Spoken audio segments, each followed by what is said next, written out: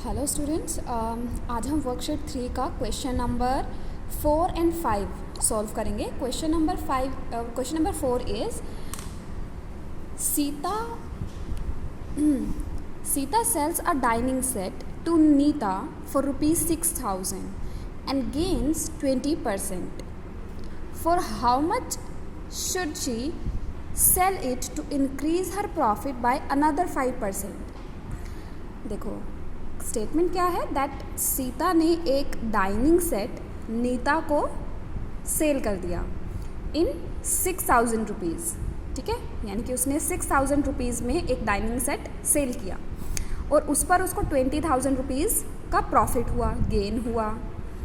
अब क्वेश्चन क्या है, दैट कि सीता को डाइनिंग सेट कितने रुपीज़ में सेल करना चाहिए कि उसको प्रॉफिट 5% प्रॉफिट और ज़्यादा हो। दैट मीन्स पहले 20% का प्रॉफिट हो रहा था, तो अब उसको 25% का प्रॉफिट हो। ठीक है, देखो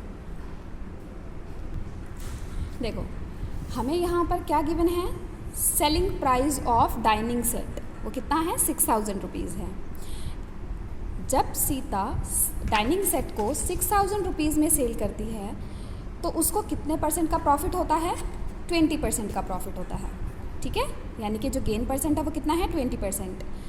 अब यहाँ पर मेरे पास सेलिंग प्राइस भी है डाइनिंग सेट का, गेन परसेंट भी है, तो मैं इस फॉर्मूले को यूज़ करके SP = CP multiply 100 plus profit percent upon 100, इस फॉर्मूले का यूज़ करके मैं CP फाइंड आउट कर सकती हूँ कि डाइनिंग सेट का जो कॉस्ट प्राइस था सीता के लिए वो क्या था। तो हमने इस फॉर्मूले में वैल्यूज़ पुटअप की। SP की वैल्यू कितनी है, 6,000 रुपीज़, CP फाइंड आउट करना है मल्टीप्लाई 100 प्लस प्रॉफिट कितना है 20, 100 प्लस 20 120 प्लस बाय 100। ठीक है, अब हम CP को फाइंड आउट करने के लिए इस टर्म को लेफ़्ट साइड शिफ्ट कर देते हैं। ठीक है, शिफ्ट कर दिया इसको, तो यहाँ से कैंसलिंग करते हैं कि एक ज़ीरो से ये ज़ीरो कैंसिल हो गई, 6 1 ज़ा 6, ये 2 ज़ीरोज़ एज इट इज़, 6 2 ज़ा 12, देन 2 1 ज़ा 2, 2 5 ज़ा 10, 0 एज इट इज़। 50 को 100 से जब हम मल्टीप्लाई करेंगे तो क्या आ जाएगा, 5,000। तो CP क्या आया, 5,000 रुपीज़ आ गया। ठीक है, दैट मीन्स जो डाइनिंग सेट है उसका कॉस्ट प्राइस सीता के लिए कितना है, 5,000 रुपीज़।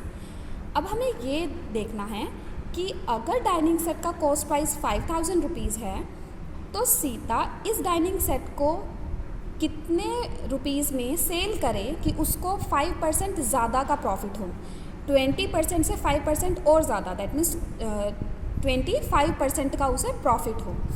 तो अब यहाँ हमें क्या गिवन है, अब हमें यहाँ पर प्रॉफिट गिवन है और कॉस्ट प्राइस गिवन है।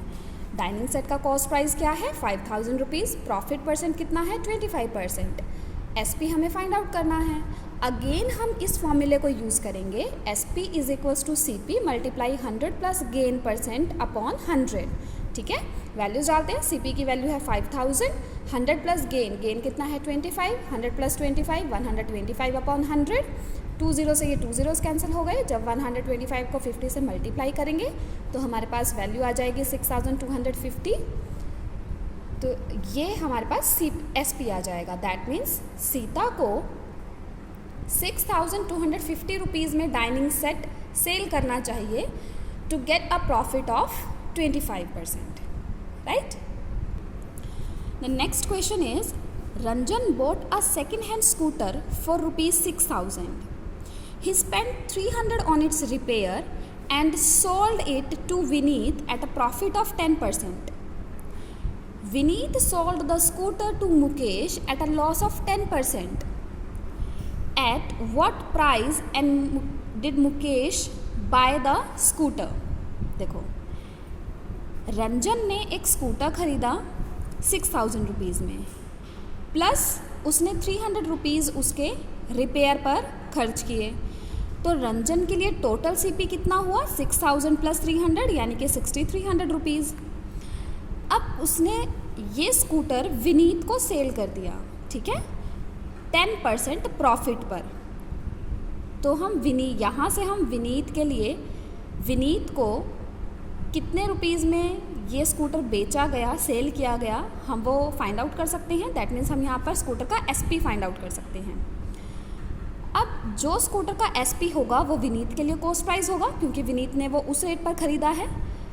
विनीत के लिए कॉस्ट प्राइस पता चल जाएगा। लॉस गिवन है कि विनीत ने उस स्कूटर को फर्दर मुकेश को 10% लॉस पर बेच दिया, तो हमें हमारे पास सीपी होगा और यहाँ पर लॉस परसेंट है, तो we can easily find the SP.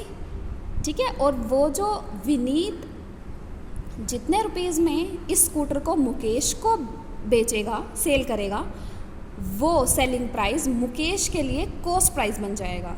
ठीक है, देखो क्या करते हैं यहाँ पर, पहले हम गिवन स्टेटमेंट में क्या गिवन है, Ranjan bought a scooter, second hand scooter for ₹6,000 and spent 300 rupees on its repair and sold it to Vineet at a profit of 10%। तो पहले हम यहाँ तक क्वेश्चन सॉल्व करते हैं। दैट जो सीपी है स्कूटर का रंजन के लिए वो क्या है 6,000 रुपीज़, रिपेयर पर कितना खर्च किया 300 रुपीज़, तो एक्चुअल सीपी स्कूटर का क्या हो जाएगा रंजन के लिए 6,300 रुपीज़। प्रॉफिट कितना है 10%, फॉर्मूला यूज़ किया SP = CP multiply 100 plus profit percent upon 100। Values रखते हैं, CP की वैल्यू है 6,300 रुपीज़, 100 प्लस प्रॉफिट कितना है 10, 100 प्लस 10 110 अपॉन 100, 20 से 20 कैंसिल हो गए, 63 को 110 से मल्टीप्लाई किया तो वैल्यू आ गई 6,930 रुपीज़। तो ये क्या आया SP। ठीक है, यानी कि रंजन ने इतने रुपीज़ में ये स्कूटर विनीत को सेल कर दिया, यानी कि विनीत ने स्कूटर इतने रुपीज़ में परचेज़ किया, ख़रीदा।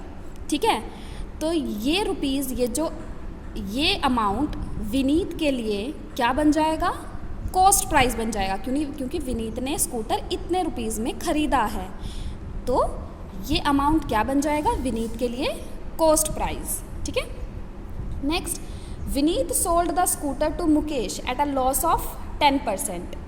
ठीक है, अब विनीत के लिए जो स्कूटर है उसका कॉस्ट प्राइस है 6,930, लॉस गिवन है 10%, तो वहाँ से हम SP फाइंड आउट करते हैं वापस से। CP of scooter for Vineet कितना है 6,930, लॉस कितना है 10%, फॉर्मूला यूज़ किया SP = CP multiply 100 minus loss percent upon 100, 6,930 multiply 100 minus 10 90 by 100, solve किया तो वैल्यू आ गई 6,237। ठीक है, यानी कि विनीत ने इस स्कूटर को 6,237 रुपीज़ में मुकेश को सेल किया, मुकेश को सेल कर दिया। अब मुकेश ने ये स्कूटर इतने रुपीज़ में ख़रीदा, तो ये अमाउंट मुकेश के लिए क्या हो जाएगा कॉस्ट प्राइस। ठीक है, सेलिंग प्राइस फॉर विनीत कितना है ऑफ स्कूटर 6,237, और यही अमाउंट मुकेश के लिए क्या बन जाएगा कॉस्ट प्राइस। ठीक है, तो हमें ये बताना था कि मुकेश ने ये स्कूटर कितने में ख़रीदा, यानी कि मुकेश के लिए कॉस्ट प्राइस निकालना था, तो वो क्या है 6,237। राइट।